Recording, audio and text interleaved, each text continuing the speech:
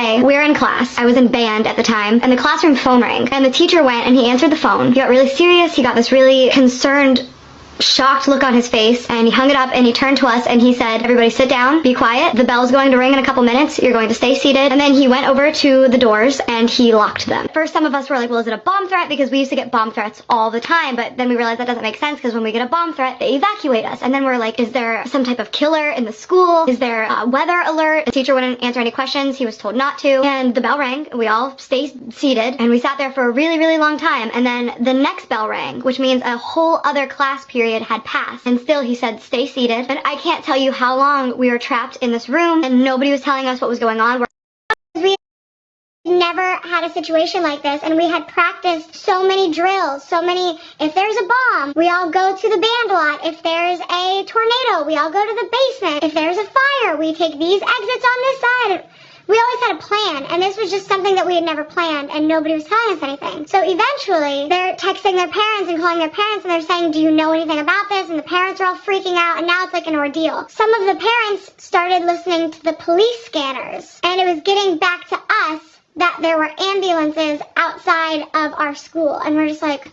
And at this point, a lot of us are panicking because we think there's some type of shooter or something, because that makes sense. Like, okay, the doors are locked. They're telling us to be quiet. They're telling us not to move. They're telling us not to leave. There's ambulances outside. And finally, they just opened the doors and let us go. And they wouldn't tell us anything still. So we're just like, okay, we just sat in this classroom for like hours. There's ambulances outside of our school, and you're just gonna...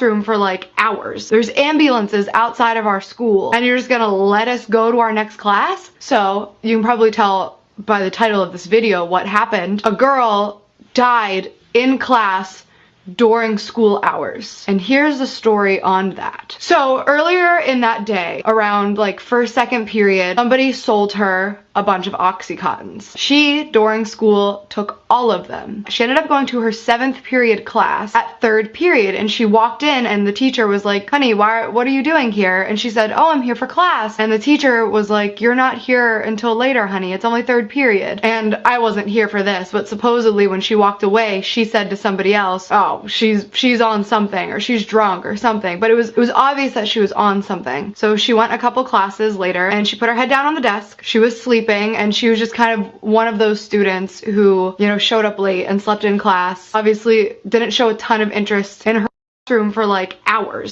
An amazing teacher. He was a caring teacher, but he didn't wake her up for I don't know what reason it was. I don't know if he just thought, you know, you can only try so hard to make somebody interested in class. I don't know if he figured, you know what, she could really use the sleep, just let her nap. But that class was over and the bell rang and everybody got up, but she stayed seated laying on her desk like this with her head down, and she wasn't getting up. So somebody who was sitting next to her nudged her and was like, "Hey, wake up, class is over." And she didn't move, and then she nudged her a little harder to wake her up, and that is when her arm fell completely limp to the side of the desk. So obviously at this point, people start panicking. They roll her over and she is completely blue. I don't know how long she was out. I don't know how long she wasn't breathing, but she had completely OD'd and had not been receiving oxygen for enough time to turn her blue. That is when the ambulances were called. That is when the school was put on lockdown. She was taken out, obviously, and she died that day. She was an amazing teacher.